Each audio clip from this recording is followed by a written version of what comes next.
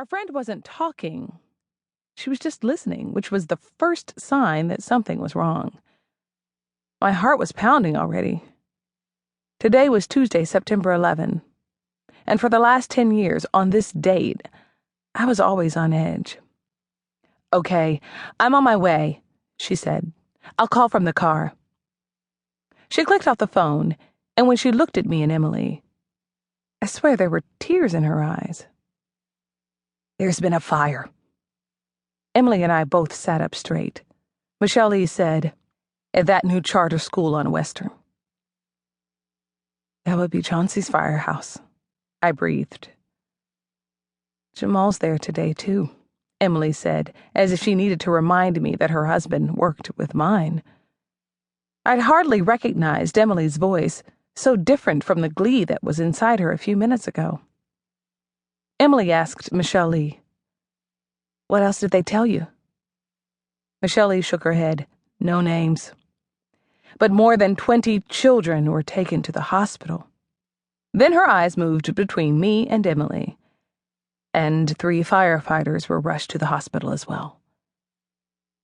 "Oh no," I moaned, and Emily took my hand. "Don't go there," Leigh said, moving straight into her elder role. She was the oldest of the 3 of us, even if only by 19 days. "This doesn't mean that any are your husbands. Let's not start worrying." "I've got to get over there." Emily said what I was thinking. Leigh nodded. "We'll take 1 car. I'll drive." She scooted her chair away from the table and marched toward the hostess stand to pay the bill. It took me and Emily a couple of seconds to follow, as if our brains were just a little behind. Finally, we jumped up and grabbed our purses and sweaters, leaving our half-eaten dishes right there on the table. Now, sitting in the backseat of Lee's Mercedes, I could feel every bump on Manchester as we sped down the boulevard. My eyes were closed, but I didn't need to see Lee.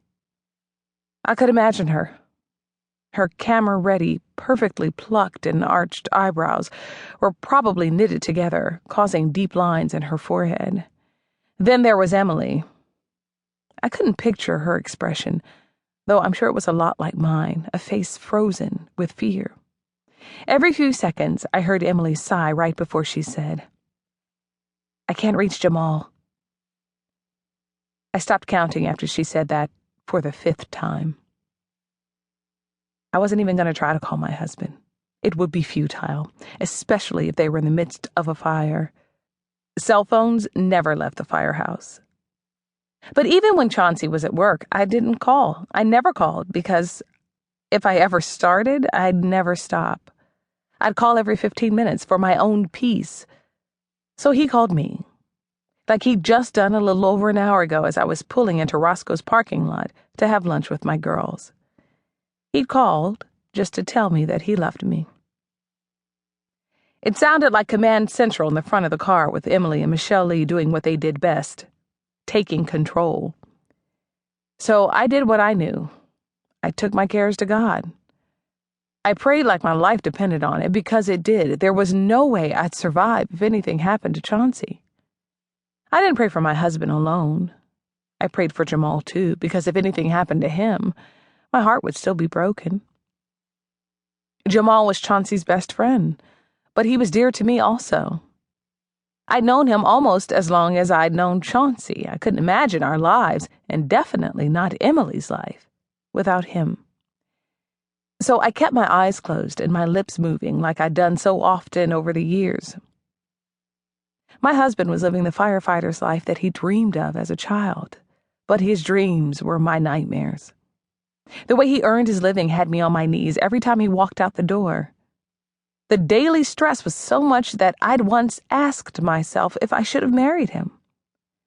I had started thinking that maybe it would have been better if I never fully loved him than to love him with everything I had and lose him one day. But my bone-deep love for Chauncey trumped my fears, and really, I'm glad about it. Because truly, it would have been impossible to walk away from that man, and it would have been a travesty to miss out on all of these years of love. For a moment, I let the